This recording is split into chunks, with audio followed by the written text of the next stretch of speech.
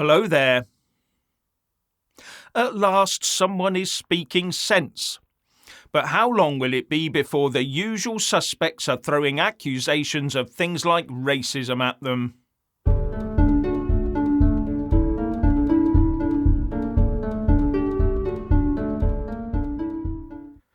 Now, if you haven't already done so, please do subscribe, click the little bell, select all, and then like and comment below.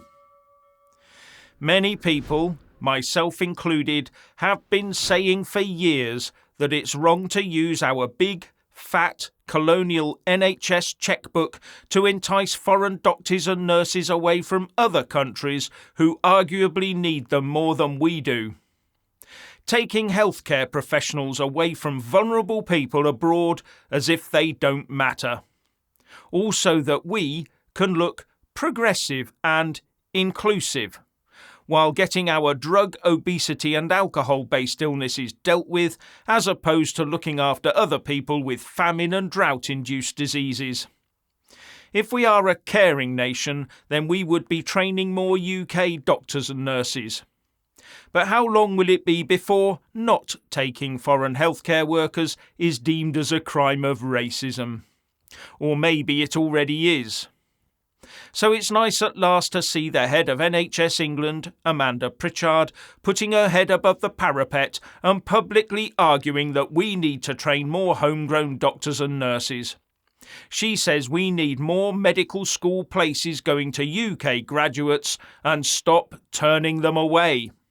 And then maybe we won't have to fritter away £3 billion a year on agency staff. Now, there are a limited number of medical school training places every year, but there is a steady trickle of doctors emigrating and the number of doctors retiring early is ramping up. And the lack of training places is something that Pritchard is saying must change. But she did have to, of course, add the caveat that we will always welcome staff wherever they come from, for the obvious woke reasons. Anyway, back in July last year, the BMJ said, the UK needs to create an additional 11,000 medical school places to train the medical workforce it needs by the year 2030, the British Medical Association has told MPs on the House of Commons Health and Social Care Committee. And from the big issue back in February last year, Britain trains only half the number of doctors that it needs, meaning that the country relies on attracting, some might say stealing, doctors trained abroad, largely from Africa and South Asia. With demand so high and an eager pool of potential students, why isn't the UK training up more doctors? Professor John Ashton, former president of the UK Faculty of Public Health, told The Big Issue that it really is ridiculous that we're not training enough of our own doctors when we are turning away 2 well-qualified 18-year-olds from medical school for every one we take.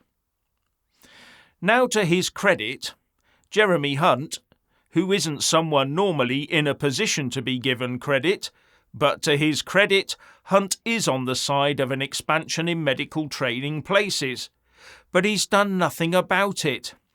So I would therefore surmise that someone with the power and influence somewhere is very happy with the current state of play. Very happy with too few homegrown doctors and nurses. Now, the open borders types on the hard left will not like anything that gets in the way of their plans, and being able to point out that some 35.7% of our doctors are not British is a big help to them, even if it is all down to not allowing Brits the opportunity. And at the first hint of more homegrown doctors, the usual suspects will no doubt be screaming for diversity and the rest of it, and throwing out objections and lawfare if just one foreign student is rejected as a result of such a policy. We just need to give them a good stiff ignoring, because there is such thing as a nation's medical security.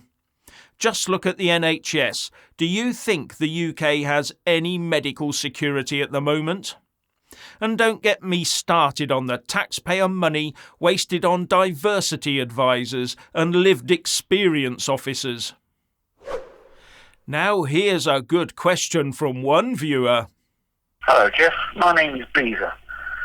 Your videos catalogue the descent of this country into authoritarianism, the destruction of free speech and liberty, and the relentless pursuit of this net zero goal, which seems to be destroying our economy. The British are renowned for leaving everything till the 59th minute of the 11th hour before actually rising up and doing anything about it. Do you have any optimism that this is going to happen again and that they will be saved, or do you think we're just so browbeaten and brainwashed that we're just going to sit back and accept it all until it's all too late? Cheers, Jeff. Keep up the good work. Thanks for that question. And you are right about the British people.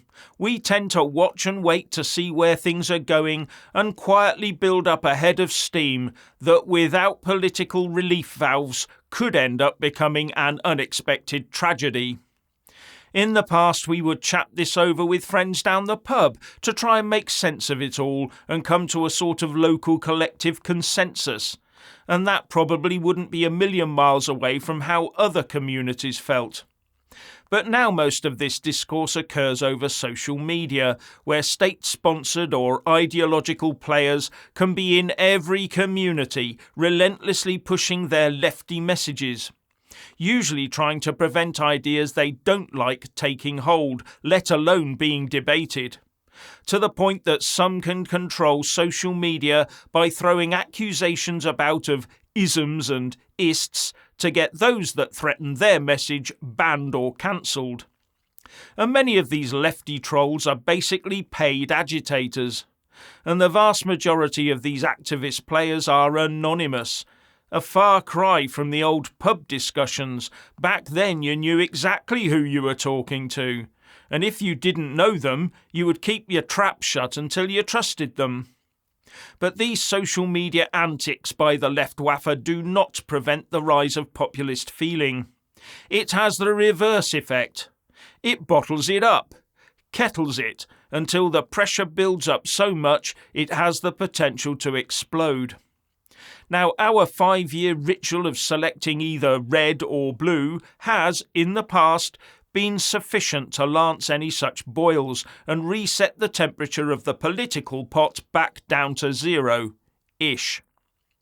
But we now have a situation where we elect politicians because we believe their manifesto promises, but then find they just swan off and do something else that seems to be following another agenda, an outside agenda, not the agenda of those that elected them, and that's dangerous territory.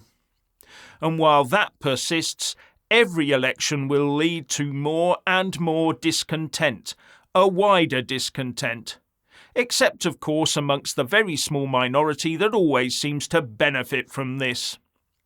So we see increased use by government of psychological nudge units and spin doctors, together with the press being used to fly policy kites to see which one will get the least worst reaction in the comments sections. And you can draw only one logical conclusion from all of this. Those in charge, whoever or wherever they are doing what they want to do, not what the electorate wants them to do. And there will come a point when the majority of the population understands this and understands it's costing them and will want to eject the charlatans. But uprisings cause nothing but turmoil, and no one ever really wins. The best way to get what you want is to vote for what you want. Do not just vote for the least worst of red or blue. That is a downward spiral. And not voting is also self-defeating. You need to actively vote for a disruptor party. That is the true way forward. Now don't forget to leave us your question on 07999 297 611, and we might play it out and answer it on the show. Oh, and if you see any interesting little snippets of videos out on social media, please send us the link to jeff@jefftaylor.tube. Now over to Richard for his thought of the day. Hello everyone, just a quick point of interest for you. And that is, as I always try to do, is to reintroduce or introduce a different way of looking at things. And my point today is, when you're watching the news and you're finding out that Rishi Sunak has done X or Rishi Sunak has done Y, I wouldn't be asking, oh, good grief, is that going to work? Is that a good idea? The question you should be asking is, what are you doing in power? You're not elected.